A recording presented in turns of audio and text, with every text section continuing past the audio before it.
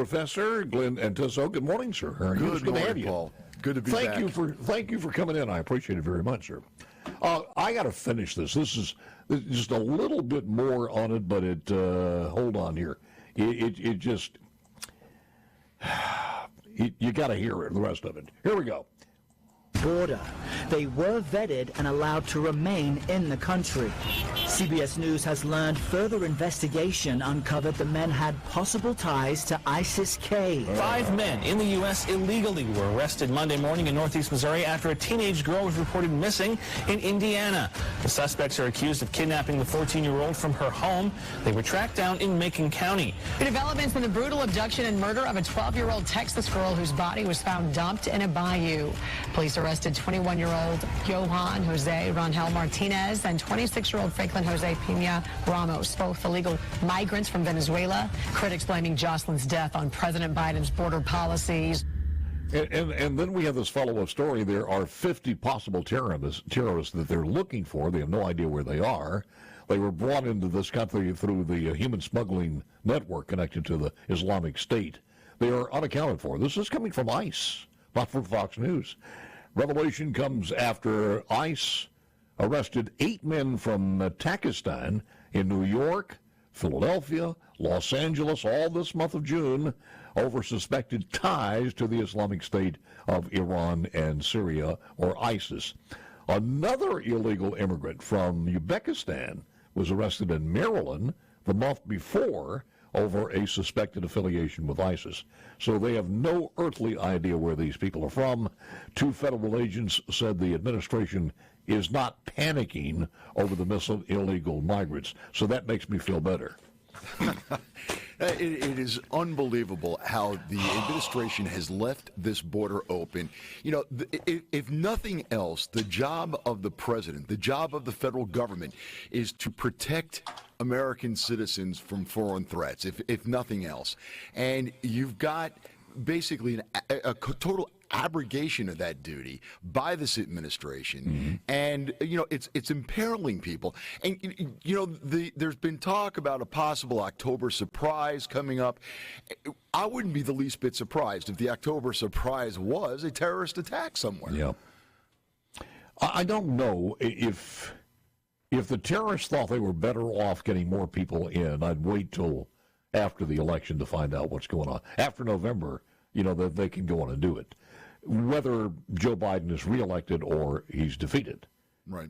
If they did not want Donald Trump in there, maybe it's better to hold off. I don't, you know, we're trying to think in the mind of a terrorist, which I'm glad we're not in there to that point. But you are right, and I say it all the time, the clock is ticking. It's going to happen somewhere, and the bloodstains are going to be on this administration and their policies. Not only there, but I want to talk with you about Korea, another hotspot now, which was not then. Also, what is going on in Ukraine? All of these things, failures from this administration. Absolutely. No, it's a long litany of foreign policy failures of this administration. And, you know, it's unfortunately in politics, you find that political memory is not very long. So, you know, I hope people remember that because of an ill-advised, hasty withdrawal from Afghanistan, 13 Americans are dead, and the country has been turned back over to the Taliban, the very people that gave sanctuary to the guy who hit us on 9/11. Any human rights advances that were made in that country are completely lost.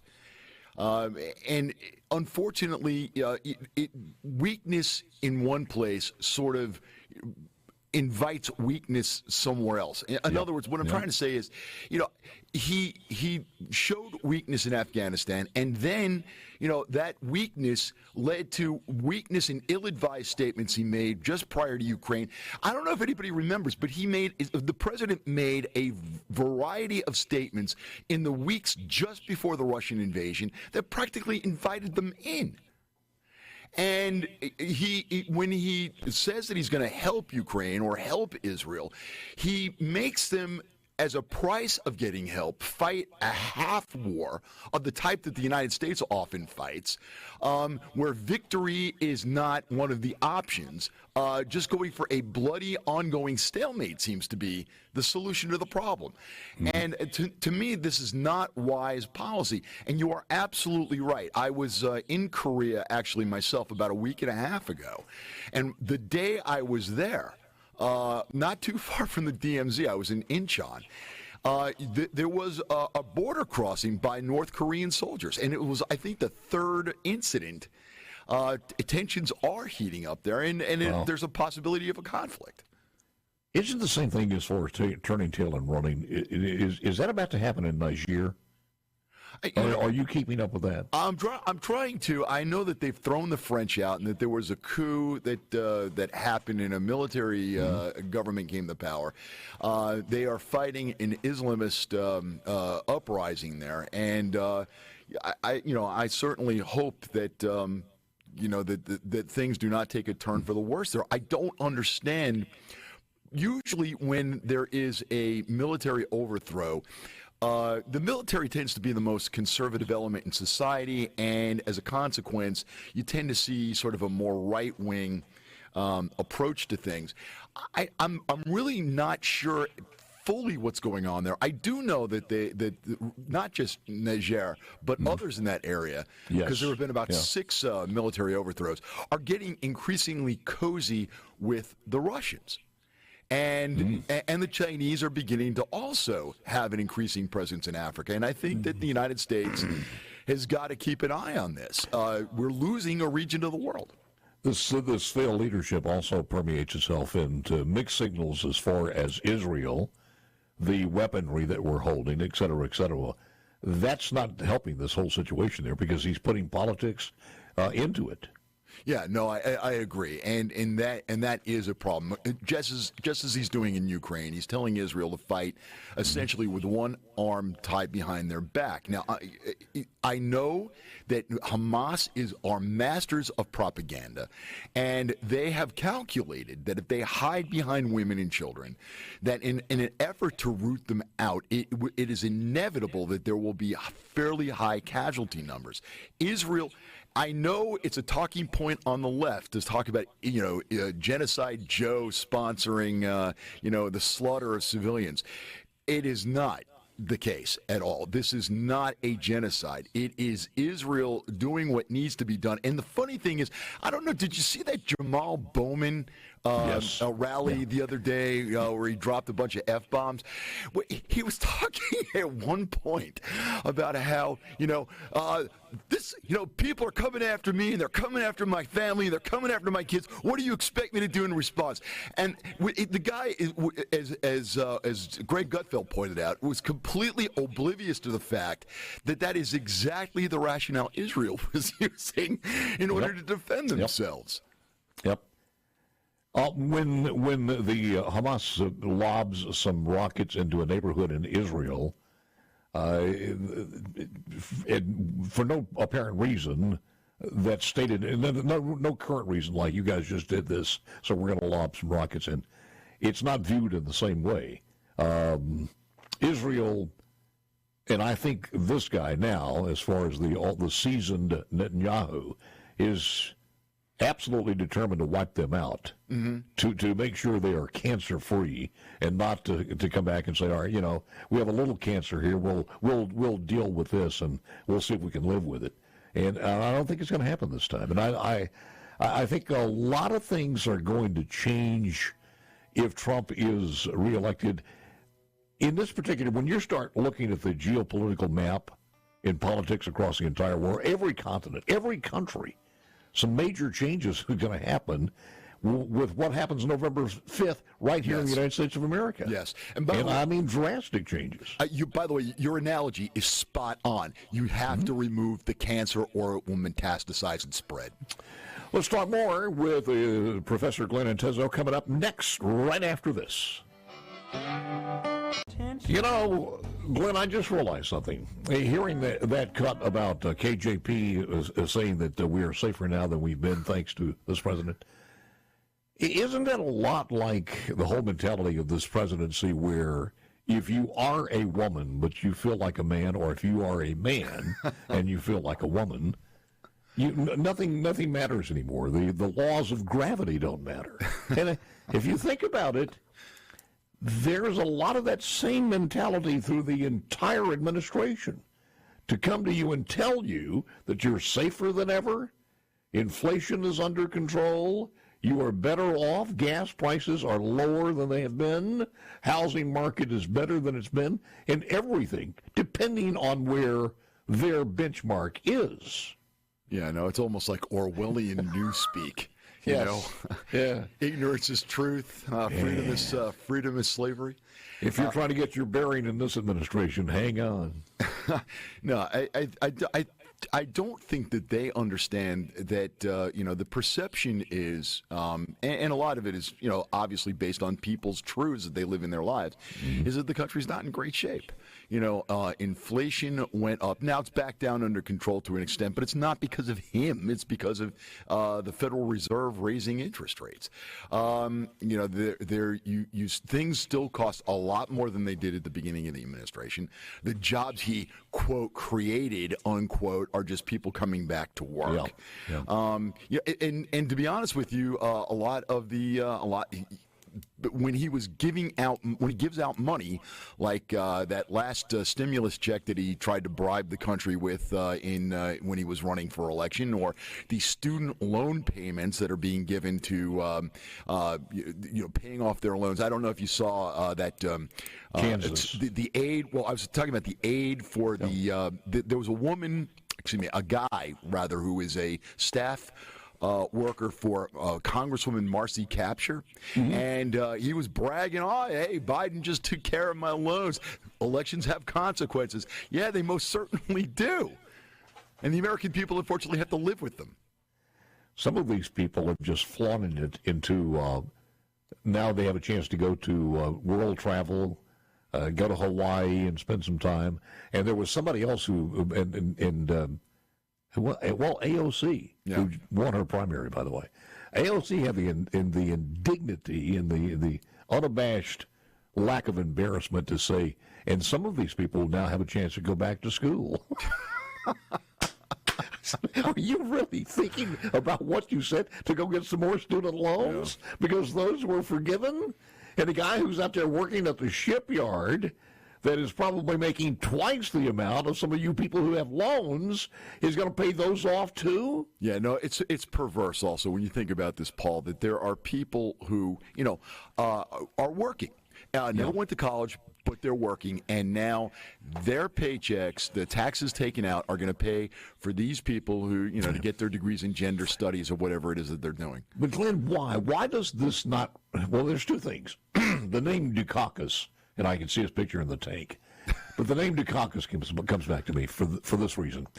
If this were the election back in those days, or Jimmy Carter days when the inflation was just absolutely incredible, it's a slam dunk. Republicans are measuring the drapes in the Oval Office, right? But not now, because we have the element of cheating, whether people want to admit it or not. You've got an unknown number of illegals who are being handed a form to fill out to register to vote. We've never seen that before. And to my knowledge of the people that we've had on, nobody knows how to stop this. Yeah. Well, also, the Republicans should have been content to take a half loaf, because the only issue that I can see that the Democrats really have is abortion. And the Republicans got their victory by having the Dobbs case, upheld by the Supreme Court. And then they started going after trying to ban it outright. I would have taken the half loaf for now. And then you could work on things later if you wanted to. States as conservative as Kansas, for example, when they had this on the ballot, whether to voted it down. And it seems to be something that the Democrats are now banking on to drive people to the polls in November. Yeah. I see our Democrat friends, Scheck and the new leadership, that's one of the things that they're pushing. Right. You're going to see in a number of states, I'm sure, basically proposed constitutional amendments to make it legal under constitutional law to get an abortion in certain states, in hopes that will drive liberals to the poll. But I'm not so sure, though, it's going to work as well as they think it's going to, because unfortunately, that will not fix kitchen table issues like inflation and crime. When we're going through this whole situation on this abortion thing in Dobbs, it kind of imprints the timeline for me, and I don't think I'm wrong on this one, but we had a lot of states out there who are saying that no abortion whatsoever. It doesn't really matter. Nothing. If a woman is brutally raped and she gets pregnant, nothing. If you have 15 doctors who come and say you are going to die, you've got 6 kids in the house that you got to take care of, but if you have this baby, 6 physicians said you have a 99% chance of dying or becoming an invalid, you still couldn't have that abortion. Right. Some of the states wrote that in there. Mississippi did not in case of a mother's death or rape. We didn't do that. Some of the other states put that put that clause in there also, like we did. Yeah. But some states did have, you can't get an abortion regardless. And those are the states, when you looked at that, you thought, okay, wait a minute, guys, you're just inviting yourself up. Right. For this to be tackled later. And then you had Lindsey Graham, who came in and did what you said. He wanted to put a national ban on abortion complete. Right. And that just opened the Pandora's box. Why the hell did he do that? No, I don't know. I have no idea either. We are snatching defeat from the jaws of victory on the right side. I don't understand why the Republicans shoot themselves in the foot like this. And then on top of that, you've got the occasional crazy statement made by somebody like Lauren Boebert. And by the way, her behavior has not been sort of living up to the standards of what I would expect from a leader. It's kind of like Marjorie Taylor Greene. I love her passion and everything else, but it's like drinking lemon juice. So too much of it is, it's good in tea, but straight, it wears on you, and you kind of pucker up after a while. But I don't know. Great analogy. I don't know if she's ever gotten that analogy before, but we covered some things, but there's so many other things going on. Anything else you want to mention there? Well, again, I sort of alluded to Bowman losing in New York. That is a safe blue district. So pretty much in a case like that, or with AOC, who you referenced earlier, whoever wins the Democratic primary is probably going to win the election. And Bowman, evidently completely oblivious to the fact that his district has a very large number of Jewish citizens living there, sort of tacked his political direction along with the other members of the squad, and it ended up coming back and biting him on the backside. I couldn't find the full results from last night, but the articles that I found this morning said that with 88% of the vote counted, Bowman lost by 16 points.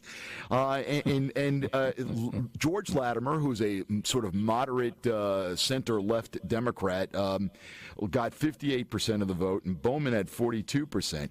It was the most expensive House primary race in American history. Wow. With $24.8 million spent by various groups. AIPAC, the pro-Israel lobby alone spent $15 million in that race. It's just unbelievable. But I take some hope in this. People like AOC are probably safe because the districts are so well gerrymandered that, her district is largely Hispanic areas of Queens and the South Bronx, so the chances are she'll probably not lose. People like Ilhan Omar, again, the district that she's in Minneapolis is heavily Muslim. You've got I'm trying to think of her name, Rashida Tlaib, Yes. in Detroit, who again has a heavily gerrymandered district. But it's nice to see that in this district, some common sense is starting to finally come around again, and that Bowman was voted out. I don't know We'll see what happens. Yeah, Yeah. no, and I don't know if you saw, but Chris Hayes on MSNBC was in total denial, saying that if you take away the AIPAC spending, he was going to it would have been a tight race. Not a chance. One of the things that threw me off, and it is in the body of the story, they did call him one of the squad members, and I thought it was one of the women, because I always relate the squad to the women, but he was one of the first members of the squad, the progressive squad, right, early on. So he was in. Professor, you have any idea who that is? No, I do not. Would you believe that's Beyonce? Really? that is Beyonce with Texas Hold'em. Oh, I'd heard about this. I'd not heard it on the radio. In 1,000 years, I wouldn't have guessed that. Wow. No, I do apologize. I wanted to ask you about the debates, and I thought, I've got this scientific thing here in the same areas of the challenges I have physically. It's called plantar fasciitis. Above all other stuff that I didn't need, it's Latin for bleep bleep bleep. If you've ever had plantar fasciitis, yes, I have. It was the last thing you needed. But and I was giving more attention to that than I was the clock here, and I do apologize. But what do you think? What do you think about the election and the debate? You got Dana Bash's husband. Dana Bash, her husband was with the CIA PR guy. And you've got Jake Tapper. And how is this going to be fair, number one? I don't know that it will. There are plenty of instances of Tapper letting his feelings about President Trump be known, and the only thing I can hope is that maybe because this has been called out so publicly, not just by the President Trump himself, but by Fox News and others, then maybe he'll work twice as hard to at least come across as impartial. But if I were Trump tomorrow, just my advice: sit back, try to be a little restrained, sit back and let Biden talk for as long as he wants. He will run out of gas. He will start to stumble mentally. I think that the obvious thing that most of us can see, but for some reason the media can't, that the president is fading mentally, I think will be obvious. And to be honest with you also, I don't understand how, if there is a debate just on policy, again, if Trump can stay away from, the personal attacks, I don't see how he loses on the policy debate. Yeah. Do I understand that the Fox is going to simulcast this? Yeah, yes. And it doesn't make sense. I don't get it because virtually anybody who's right of center in this country is going to be watching it on Fox. Yes, they're going to be watching CNN on Fox. I thought, and then CNN puts this thing out that says they're going to try to contain their property of this as much as possible on what people reprint about it or send out. So right. I have no idea what these people are doing. But then again, they don't either. It would have been interesting also. I know that I don't know whether it was for this debate or their future debates, but to see RFK get involved. My understanding is that you need at least 15% in 4 national polls, and I think he only had it in 3, and it would have been interesting to see what's happening there. I got into a conversation with somebody yesterday about RFK, and they were saying that RFK said that the reason he's in the race is because he, wants to help out Trump. I don't know where that person got that information, but I can tell you that my understanding of the polling is, depending on what state you're in, he's polling from one or the other, depending on the state. I would think now at your level and maybe also in high school, we have to have some curriculum on disinformation, how it works in government to the point where it is an important facet of history, not only in history, but it has been supersized to a nuclear level now. And it's an army of people out there. Yeah. No, as a matter of fact, it's funny you should mention that because Mississippi College had at one time a major in political communication, which I'm sure would have covered issues like that. Mm-hmm. And my understanding is that they are looking to possibly bring it back. I've been in talks with some members of the department in order to revive at least some of the courses and have them cross-listed with political science. Yep. But I think there's interest in reviving it, and we are right now in the middle of a search for a new American political science professor to give me some help. Yeah. So I think that maybe we can do exactly what you suggested, education as to right. No. Colleague of yours, Dr. Ron Richlike, has a good book on that, and we've talked about it many times as far as its play in World War II, Hitler, et cetera, et cetera. And I'll never forget, one of the lines in the book is at one time, they actually had more people employed in disinformation than in the armed services. It was that powerful, linked together. Now I think that's it. Is this the official end of it here? Glenn, thank you, sir. Appreciate it very much.